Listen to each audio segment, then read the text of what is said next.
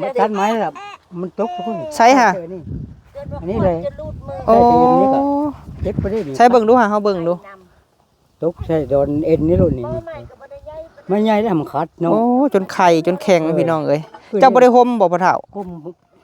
มันยามหนาวซ้ำพี่น้องเอ้ย ไป คือ ตั สิ ด ป ไม้ วดหุ่มๆเนาะพ่อเฒ่า ฮะ เจ้ากินยาแล้วบ่ กินแล้ว ยายังกินฮะ อย่าปลาณ โอ้คิดว่าบ่มีก็สิเอาให้เฮามีอยู่พลาหั่น 2 เม็ดจะกินเบิดได้หมดแต่2 เม็ด คือ แม่นบ่ ไข่ได้ แก้ปวด แกปวดได้ไข่ได้โอ้มันไม่เร็วเบิ่งทางถึงเนาะมันตกควานก็อยู่ในมือควานรูดมือเลย โอ้ยเนาะ เจ็บ ใครแต่ว่าอันควรบ่ เด้อมัน เจ้าก็ไปน้ำบ่แม่เฒ่า ไปแล้ววัน ระวังใดแม่เฒ่าเอ้ย ใส่เอ็นนี่แหละ ซื้อให้ลุงให้เต้าผู้ใหญ่ลงทุนให้ไว้ซื้อพื้น เดี๋ยวพื้นต่อไป โดย เรื่อแหละ พอดีแหละเอ้ยสั่งมาไว้8รถคือเจ้าว่าหั่น ก็ ให้มันแห้ง ห้องไม่กองมดก็กองจะห้ากันย่างชองกับห้านาก็มาตื้มอีก โดย ตื้มอีกก็มันแห้งไปนั่งไม่ได้ ช่วยกันเนาะ อืม นี่แหละเฮาแห้งอยากให้สามัคคีกันแบบซี่แหละเอ้ยน้อยเอ้ยหักแพงกันกับเฮาหั่นจักหน่อยออกไปนี่แหละสิไปซื้อฟ้ากระจาดให้เจ้าแล้วก็สังกะสีพ่อเฒ่าเอ้ย โดย โดยเว้าตั้งแต่มื้อนั้นบัดค่าปีใหม่ยังวะ ฉลองปีใหม่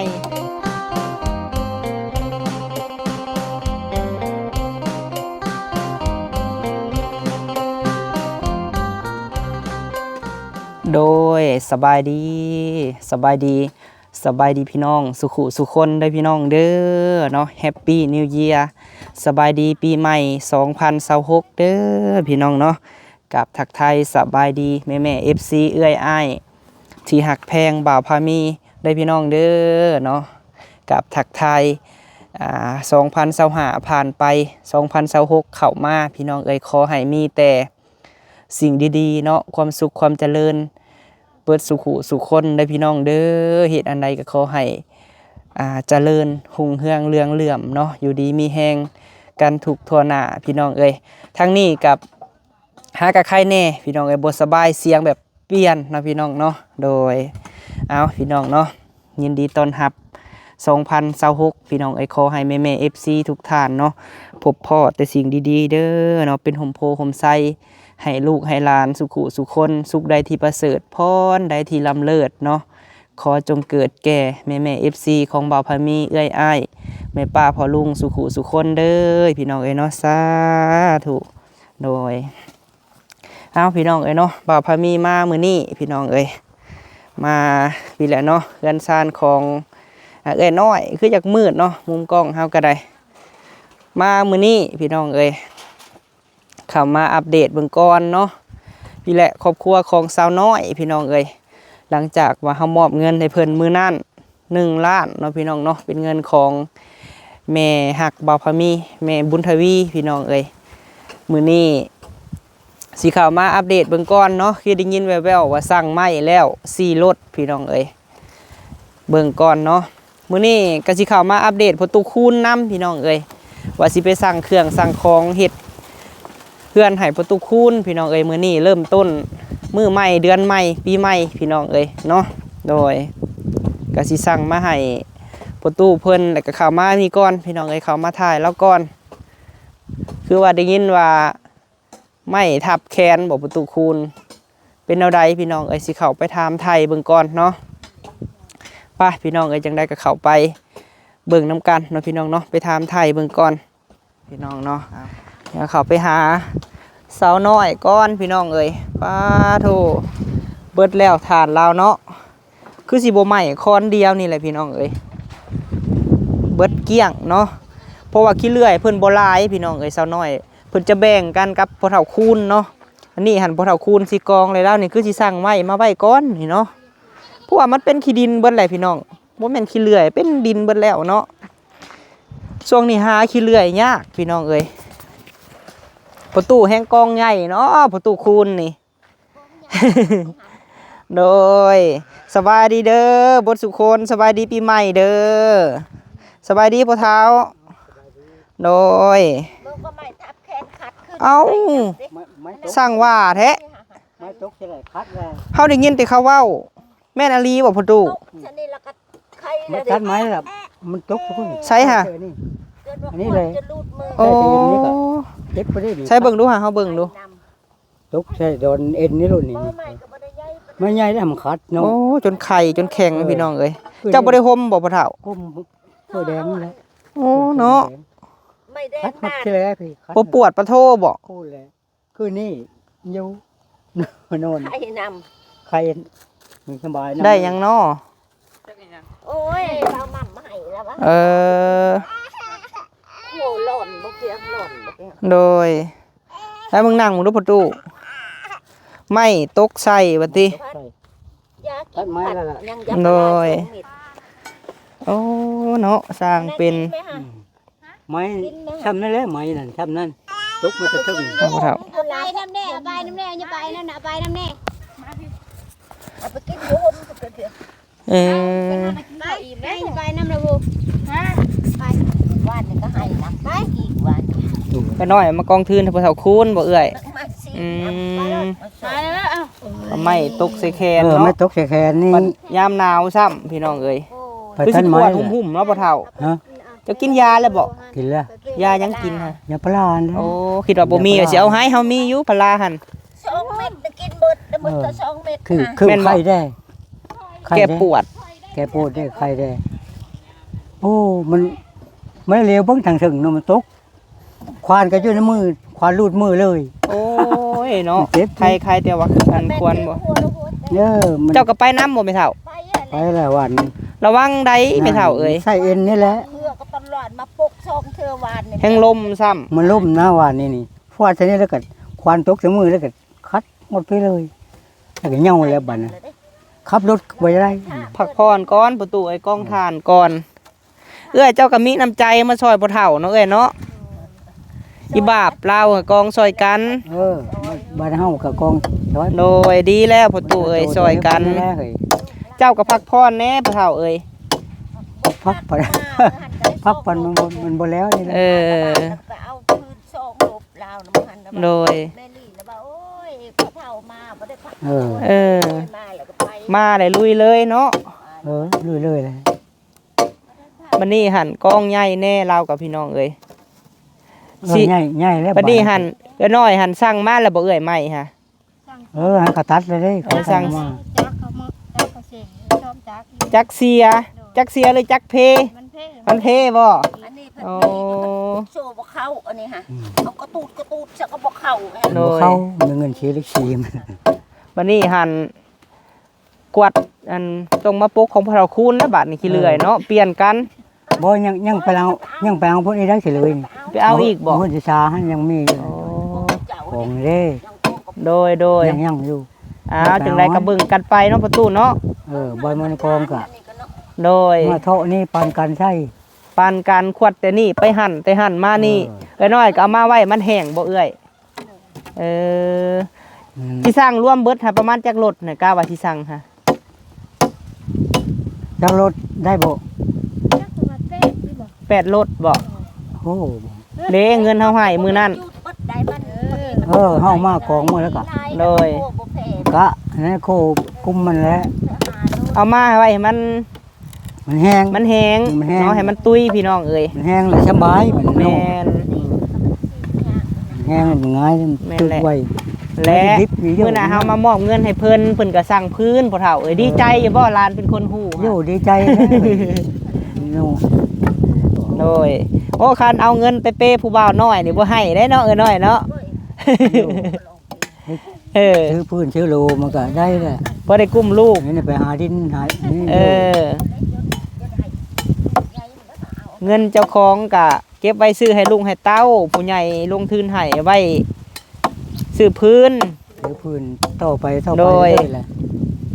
พอดีแหละเอ้ยสั่งมาไว้8รถคือเจ้าว่าหั่น ก็ แต่มันแห้ง ห้องไม่กองมดก็กองจะ5ก็ยังชองกับ5นางก็มาตื้มอีก โดย ตื้มอีกไปมันแห้งไปนำไม่ได้บัดนั้น แม่นแหละ ไม่ไหวได้ ที่เจ้าที่คอยซอยกันเนาะ อืม นี่แหละเฮาแฮงอยากให้สามัคคีกันแบบซี่แหละเอ้ยน้อยเอ้ยหักแพงกันกับเฮาหั่นจักหน่อยออกไปนี่แล้วสิไปซื้อผักกระจาดให้เจ้าแล้วก็สังกะสีบ่เฒ่าเอ้ย โดย โดยเว้าตั้งแต่มื้อนั้นบัดค่าปีใหม่ยังวะ ฉลองปีใหม่ประมาณมื้ออื่นพุ่นแหละหรือว่ามื้ออื่นจะไปไสผู้เฒ่ามื้ออื่น มันไม่ไป โอ้ ใช่ไหม เฮ็ดน้ำกันซะ อยู่นี่แหละ เบิ่งน้ำลูกน้ำหลานชุมเฮาสิพากันเฮ็ดแล้วเบิ่งน้ำกัน วัดว่าเฮ็ด เด้อน้อยเด้อ สิไปบนอื่นบัด โดย เนาะก็ว่าให้ท่าแล้วก็ท่า มื้ออื่นนี่พวกเฮาสิมาอัน นี่ คุดคุมมาอันนะให้มาเบิ่งน้ำกันมื้อนี้หันเฮาสิสั่งเครื่องพ่อเฒ่าเอ้ยมื้อนี้หันมีงบนำแม่ตุ้มเอ้ยแขกเนาะลูกสาวแขกคือเฮาบอกเจ้าแต่ก่อนแหละพ่อตู้แล้วก็แม่ตุ้มเพิ่นให้เฮาซื้อเตียงมาให้เจ้าจักหน่อยเฮาไปแล้วเฮาสิอันซื้อมาให้เจ้าเลยแล้วก็มีเงินจำนวนหนึ่งก็สิมอบให้พ่อตู้โดยก็มีผู้ใหญ่สมทบมาท่านที่แรกก็แม่รัดแม่เลื่องเนาะ โดย แล้วก็แม่ตุ้มเอ้ยแขกเพิ่นก็สมทบมาซื้อเตียงให้เจ้าเฮาก็เบิ่งตัวใดมันสมควรซื้อเฮาก็ซื้อมาให้พ่อตู้เอ้ยคือสิหนาวเนาะพากันนอนคืนนี่แต่ละคืนหั่นเนาะ นอนยะอะไร เออ อันนั้นก็เรื่อง มันก็จะล้มมาทันได้กระทำมันครับ ถามประตูก่อน สมมุติว่าเฮาซื้อบ่นอนให้คือของเอ้ยน้อยนี่สิเอาอยู่บ่มักอยู่บ่ โย อยากได้สีหยังไปเท่ามาพี่อย่ามานั่งใกล้ประตูพี่ ที่บัวท่าน สิ เนี่ ยั ย งก็เอา สีหยังก็เอาบ่ สิยังก็เอา โอ้ แม่ซื้อให้ ไม่เลอะดอกปุ๊ดลง พอแต่อุ่นเนาะหรือว่าจะอยากได้เสื้อพับคือของเจ้านี่ก็ได้ แต่ว่ามันสิบ่เบิดถ้าต้องเอาแบบนั้นนี่นอนนำกันมันก็อุ่นใช่ นั่ น่ะ นความ โดยโอ้เมื่อเว้าเวียกอยู่บ้านฮะก็มาเจ้าน่ะ เมื่อคนตายแล้วก็เสียสมาคมแล้วก็เสียวั เมื่ ด อพบผัวคน โอ้ย เข้มคม เงินก็บ่มีจักกีบมือแล้วก็เสียแล้วก็ แม่นแล้วเนาะขายถ่านฮะก็ได้ซองเตานี่แต่มานี่ ก็ได้ของเตานี่แหละ เอาประตูเพิ่นตัดมาลายได้พี่น้องเอ้ยเราเฮ็ดเตาใหญ่แน่เราก็ได้ บัดนี้ใหญ่แล้วใหญ่เติบนี่ โดย ใหญ่ เตาใหญ่แน่บัดนี้เนาะ ก็ของนี่ละ เออ ความน้อยผันไม่น้อยมัน น้อยไม้น้อยมันมุนบ่ได้อันนี้มันใหญ่ๆได้ล่ะจะว่าบ่มุนปานใด แล้วน้อยน้องกุ้งเมื่อแล้วบ่เอ เด้อเด้ อ มันเข้าเฮ็ดแล้ว เอาไม้ทั้งพุ่นเขากำลังกองต้อมสิจูดเด้อจักหน่อยสิส่งข้าวหาดอกคันเขาจูดจักหน่อยนี่พากันไปเก็บเนาะเฮาก็ยังอยากมาเฮ็ดทานบ่มีคนทานดัง เขาต้มแล้ว อย่าเฮ็ดทาน แม่นบ่เฒ่าเอ้ยเขาอันกองต้อมไว้สิจูดแล้วบัดนี้ มันแล้วเขาก็ไปดึงเอาขัด ไปดึงไปนั้น คันหนาวแบบซี่เนี่ยเหมาะสมได้เออหนาวแบบซี่เนี่ยเหมาะสมอยู่พี่น้องเอ้ยเพราะว่าเฮาดึงเอาน้ำไฟ ดึงเอาน้ำไฟไปขัดขัด หน่อย ก็ดึงเอา เตรียมสถานที่ไว้เด้อน้อย เอาไว้ใส่พื้นได้ เอากองไว้แล้วก็ โดย แล้วก็ไปเอา โอ้เอื้อยเพิ่นแปลงไว้แล้วพี่น้องเอ้ยหาสัตว์ไว้แถวนี้ก็ได้เนาะคันขอแต่เอามาหั่นเนาะ ได้อยู่ โดย ยังไปเอาดอก เพราะว่าเฮาเฮ็ดแต่ก่อนหั่นเสียแต่ขี้เลื่อยเนาะแม่เฒ่าเนาะขี้เลื่อยนี่มันเป็นขี้ดินเบิดเลย ตะเก้าเฮาเฮ็ดตะเก้าว่ายางบ่ได้ก็40 50 เดี๋ยวนี้ยากแหละเนาะมันบ่มีขี้เลื่อย คือ เนาะ ดินลายแล้ว ขี้เลยอยู่เด้หวัง คือดินลายแล้วล่ะ มันโลลงแล้วก็มันตันแล้วก็แล้วหมดบ่ไป เฮ็ด ได้ ได้ประมาณ 4-5 รถต่อเตา ปล่อยมาเนาะสุเจ้าอยู่นี่เนาะ โดย ยังน้อยได้นี่ติละตีก็ซ้ำ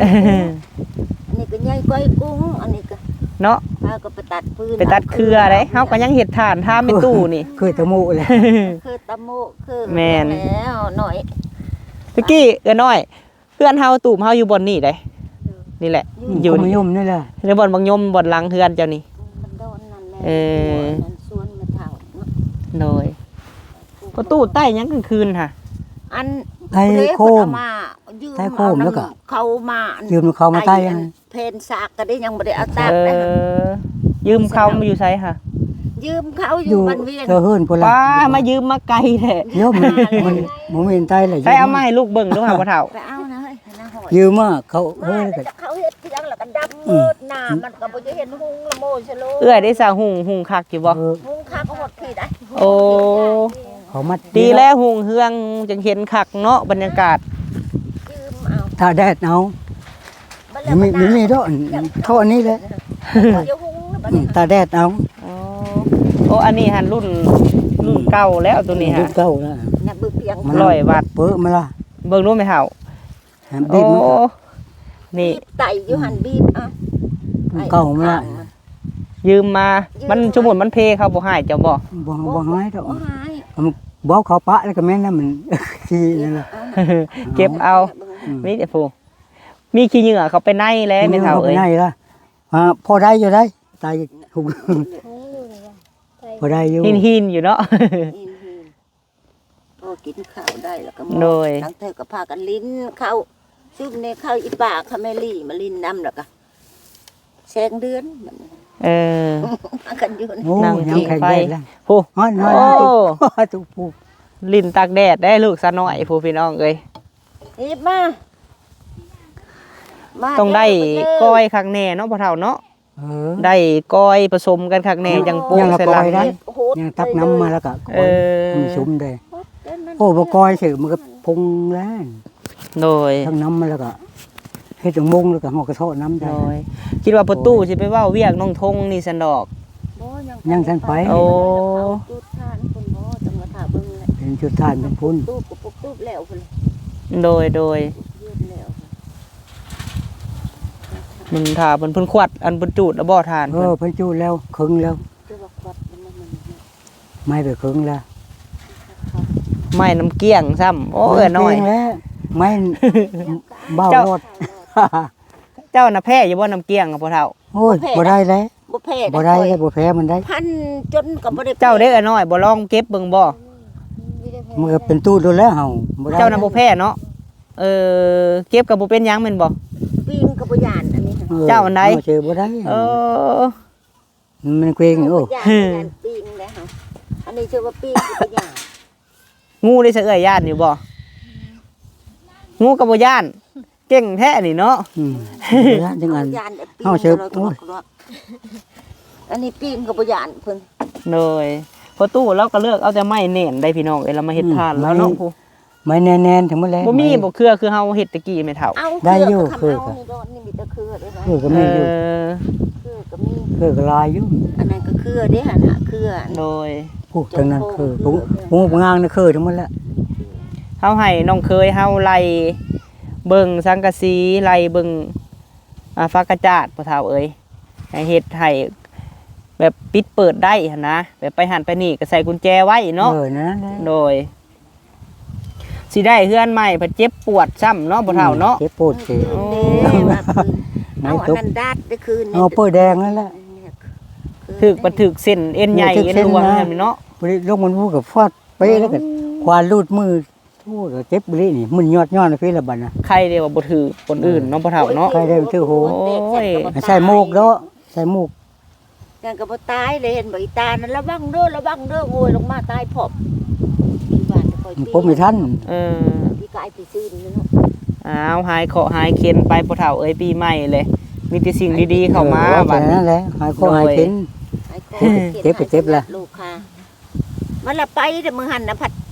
โอ้ยแม่ลูกอ่อนเนี่ยก็จะไปละลูกยันลูกให้เพื่อพากันยาใช่มั้ย ตัดไม้ เมื่อเราไปกิน โอ้ ปีใหม่นั่นแหละ ยึดปีใหม่ เนี่ยนี่แหละ แล้วเนาะ ยาถ้าบ่ไปก็ยาบ่ป่าว่าบ่ไปก็ยาพากันยามันจะไปกินเนื้อเจ้าอะไร โดย หันข้าแม่ลี่ไป ยากลูกปกติและเอ้ยวันนี้เข้าโรงเรียนบ่ลูกเจ้าเมือค่ะ ดีกว่า สามแล้วล่ะวะ ป .3 บ่ สามโมสาม ป โม จ สอง มันที่น้อยนั่นผู้อ้ายแล้วก็ที่ มันอยู่ห้องเฮ็ดเดียวพุ่นนะตุน คือว่าดีแล้วเพิ่นห้ามเรียนก็เอ้ยจังหน่อยเพิ่นบ่เป็นหนังสือเนาะถามหยังก็สม้อยถามหยังก็สม้อย บ่เป็นชื่อนี่ยะแล้ว โดยป้าพ่อเฒ่าไปพาเฮาไปเบิ่งบ่อนเฮาสิปลุกเนี่ยไป เดี๋ยวว่ากับคุกชนิดละบ่นอนนี่ แล้วก็บาปเราได้พี่น้องไอ้ผู้ลมแท้ลมว่า ล่มเลย นอนก็คือสิหนาวซ้ำเพราะว่าน้ำหมอกมันแห้งเนาะพ่อเฒ่าเนาะ ถึกน้ำมูกแห้งมันย่านลม ได้เช้าแล้วก็มีแหละพี่น้อง เช้า เอ้ย ก็มีมันคุดแล้วก็ตัดให้เฮาถึงนั้นอยู่ โดยคักอยู่เช้าเจ้าใหญ่คักอยู่เนาะซับกันหั่นแหละน้อยใหญ่ก็ได้ น้อยใหญ่ก็เอาซับกันนั่นแหละ โดย ได้จะแล้วมันแน่นนี่ก็ผมมันยาวแล้วก็เฮาก็ตัดเอา โดยคันเช้าเฮายาวเฮาก็สิได้สูงแน่พ่อเฒ่าเอ้ย 3 เมตร 50 3 เมตร โดย 3 เมตร ได้ห่มและเจ้านี่เนาะ ได้ห่ม วางไว้ คักอยู่เฮาเฮ็ดเฮาก็บ่ฮ้อนพ่อเฒ่าเอ้ยบ่ได้มีห่มมีเงาส้นเนาะ เดี๋ยวได้ผม เฮ็ดแล้วโดนนี่แหละอันนี้ นี่แหละเนาะ วางแน่เนาะ นี่แหละวางนี่แหละมันห่มบ่เฒ่าเลยวันทางแคมป่านี่กับทางนะเฮาก็ เฮาก็ทางเอาอีเนาะ แม่นเฮ็ดบอนเฮ็ดอยู่เฮ็ดกินอันนี้หั่นไว้กกไม้เลยพี่น้องเอ้ยได้ เฮาก็ทางคณะอันนี้แล้วก็ โดย เบิ่งนั้นแล้วก็นูดมาพี่ แม่นแหละ ผมนี่คักอยู่แล้ว เจ้ากระแป้งคักกะลิเนาะบ่เฒ่าเนาะบอนตูบเจ้านี่ แพ เนาะ งแล้วเพลงแล้วก็ไปนอนแท้แล้วก็อันนี้ก็ยังขุดอยู่ได้นี่ มันสิขุดอยู่บ่ ขุดมัน เจ็บ นี่ แขนสิขุดได้อยู่บ่ ได้ได้เนาะอันนั้นยังมุดใช่แล้ว เออ ขุดมันนี่ อ้าวคอยเฮ็ดไปประตูเอ้ย ขุดเพลงมันนี่ถ้ามันสมนี่ก็ได้แล้ว โดย เพลงแล้วใครมาขุดมันก็บ่เพลงแล้ว เจ้านี่มาก็ได้ห่มคักแล้วพ่อเฒ่าเอ้ย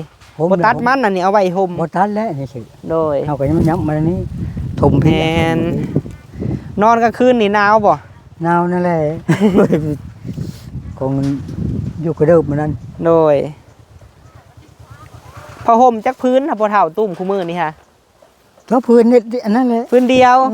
โอ้ พื้นนั่นแหละช้อนก็ไม่มีช้อน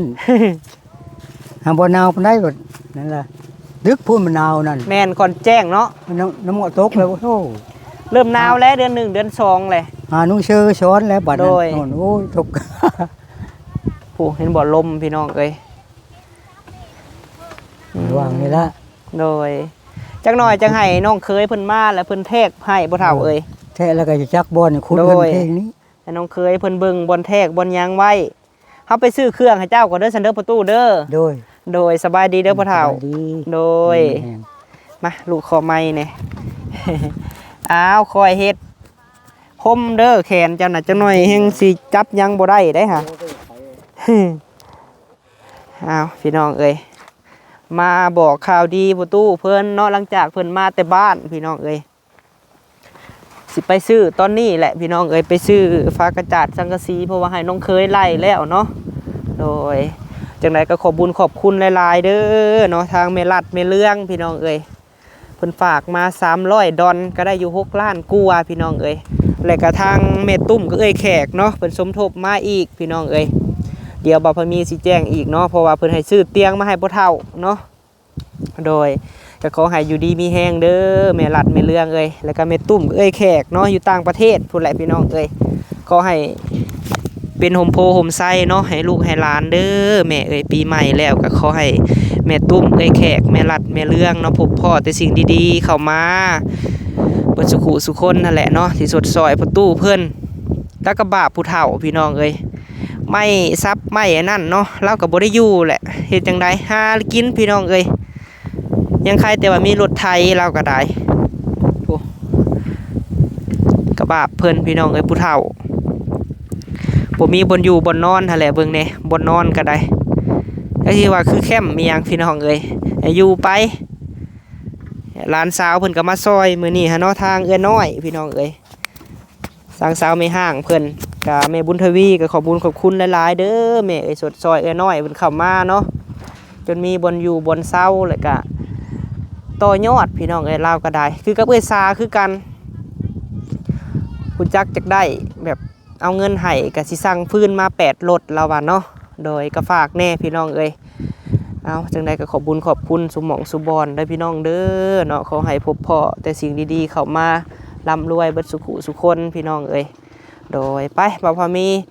ไปซื้อเครื่องก่อนพี่น้องเอ้ยฝากเป็นกำลังใจให้แน่เนาะสำหรับคลิปนี้สบายดีเด้อพี่น้องเด้อ